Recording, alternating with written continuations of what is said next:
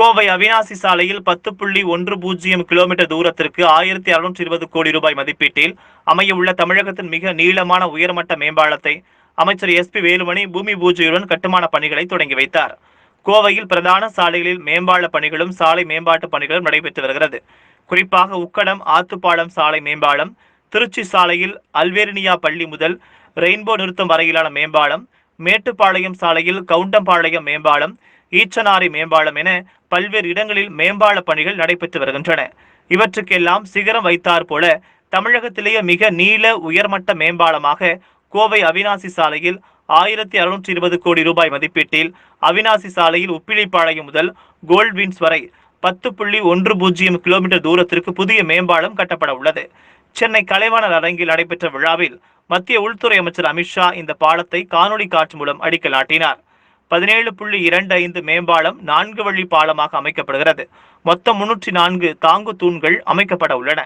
அண்ணா சிலை சந்திப்பு, நவ இந்தியா, ஹோப்ஸ் கல்லூரி, பீளமேடு சர்வதேச விமான நிலைய பகுதிகளில் வாகனங்களில் ஏறி இறங்குவதற்கு வசதியாக சாய்வு தள பாதைகள் அமைக்கப்படுகின்றன. ஆண்டுகளுக்குள் முடிக்க திட்டமிடப்பட்டுள்ளது. கோவை வஉசி மைதானத்தில் நடைபெற்ற மேம்பால கட்டுமான பணிகளுக்கான பூமி பூஜையில் கலந்து கொண்ட உள்ளாட்சித்துறை அமைச்சர் SP வேலுமணி மேம்பால பணிகளையும் தொடங்கி வைத்தார்.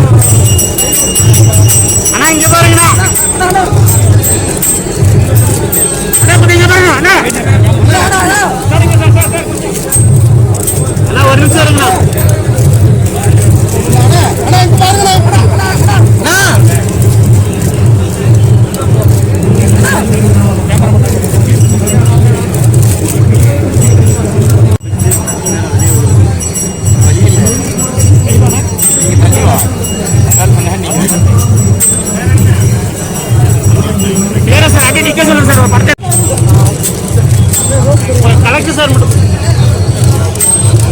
கேமரா உள்ள கூட ஆனா இங்கண்ணா ஆனா ஓகே நீங்க பாருங்கண்ணா கேமரா உள்ள கூடாது தம்பியா.